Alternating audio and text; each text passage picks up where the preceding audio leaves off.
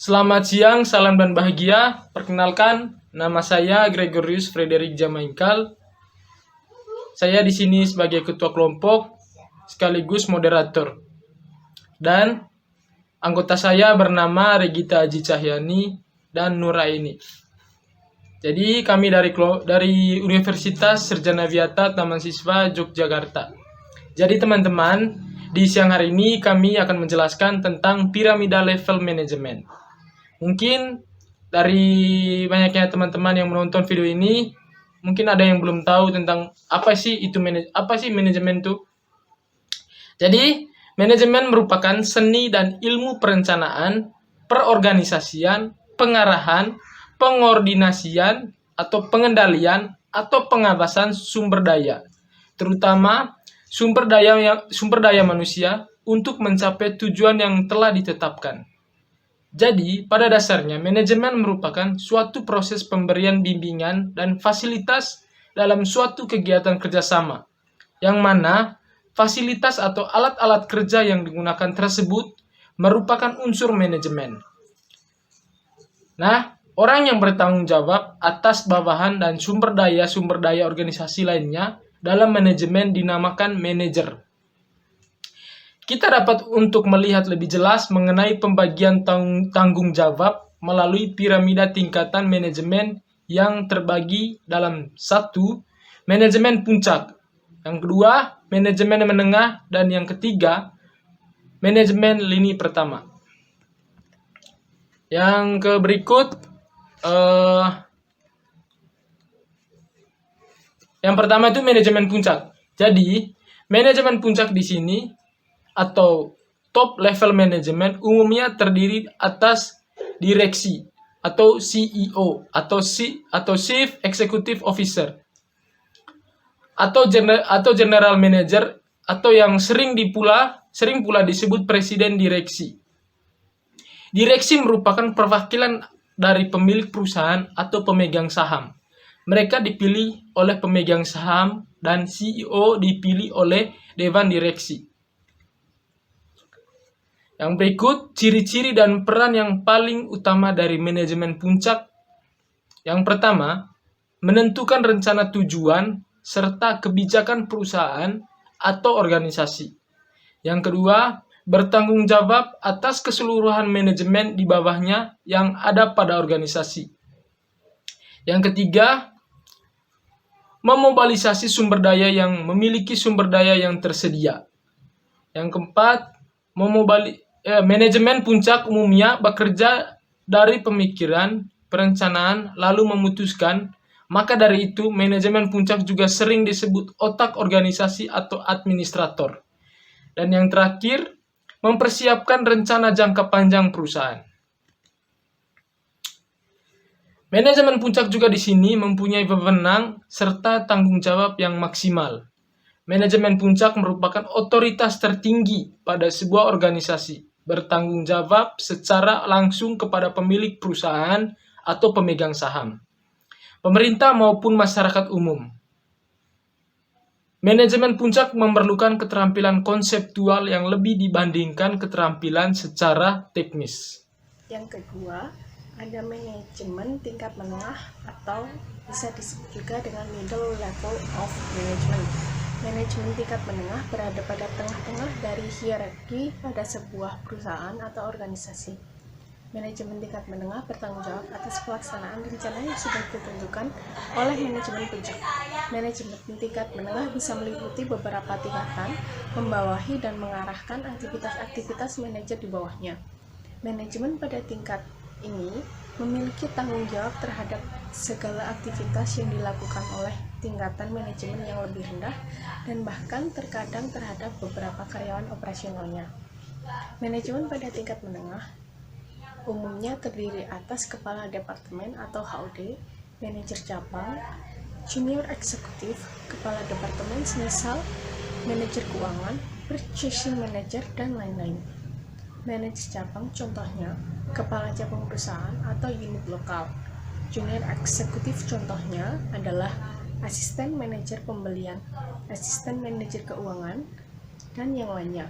Manajemen puncak menengah ini dipilih oleh manajemen puncak. Tugas dan peran manajemen tingkat menengah beberapa di antaranya seperti yang pertama, menjalankan perintah kebijakan rencana yang telah disusun oleh manajemen puncak. Yang kedua, memberi saran atau rekomendasi kepada manajemen puncak.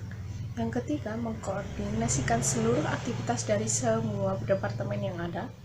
Yang keempat, berkomunikasi dengan manajemen puncak dan manajemen tingkat yang lebih rendah posisinya. Yang kelima, mempersiapkan rencana jangka pendek, umumnya disusun hanya untuk 1 hingga 5 tahun. Yang keenam, mempunyai keterbatasan tanggung jawab atau wewenang karena manajemen tingkat menengah ini merupakan perantara manajemen puncak dengan manajemen yang lebih rendah. Selanjutnya, bertanggung jawab secara langsung kepada dewan direksi dan CEO perusahaan, dan membutuhkan keterampilan yang lebih manajerial secara teknis dan kurang membutuhkan keterampilan yang sifatnya konseptual. Yang ketiga ada manajemen lini pertama atau first line management. Nah, manajemen lini pertama ini bisa disebut juga sebagai low level management. Kenapa? Karena manajemen lini pertama ini merupakan tingkat manajemen level paling rendah, di mana manajemen lini pertama adalah organisasi yang memimpin serta melakukan pengawasan terhadap tenaga kerja operasional pada sebuah perusahaan atau organisasi dan tidak membawahi manajer lain. Nah, manajemen lini pertama ini umumnya terdiri dari mandor dan pengawas yang dipilih langsung oleh manajemen yang tingkatnya lebih tinggi atau manajemen tingkat menengah. Mereka biasanya disebut dengan tingkat supervisor atau pengawas. Bahkan mereka pula dikenal sebagai manajemen operasional yang terlibat langsung dalam proses produksi dan bertanggung jawab untuk melaksanakan rencana-rencana yang sudah dibuat oleh manajemen yang lebih tinggi. Manajemen lini pertama atau manajemen tingkat yang paling rendah ini memiliki beberapa aktivitas seperti berikut. Yang pertama, mengarahkan karyawan atau pekerja. Kedua, mengembangkan moral para karyawan atau pekerja. Dan yang ketiga, menjaga hubungan yang baik antara manajemen tingkat menengah dan para pekerja. Yang keempat, menginformasikan keputusan yang diambil oleh manajemen tingkat menengah.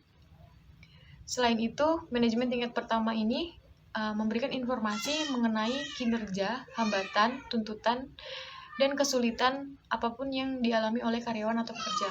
Selanjutnya, manajemen tingkat ini lebih banyak menghabiskan waktu untuk mengendalikan karyawan atau pekerja. Selanjutnya, mempunyai kewenangan yang terbatasi, namun tanggung jawab yang penting untuk pendapatan pekerjaan yang dijalankan dari pekerja manajemen lini pertama ini. Dengan teratur, harus memberi laporan dan bertanggung jawab secara langsung kepada manajemen yang lebih tinggi. Selanjutnya, manajemen lini pertama ini juga membutuhkan keterampilan yang bersifat lebih teknik dan kemampuan dalam berkomunikasi. Jadi kesimpulannya, level manajemen dalam memastikan adanya aktivitas dan efisiensi dalam pekerjaan yang dilakukan di organisasi.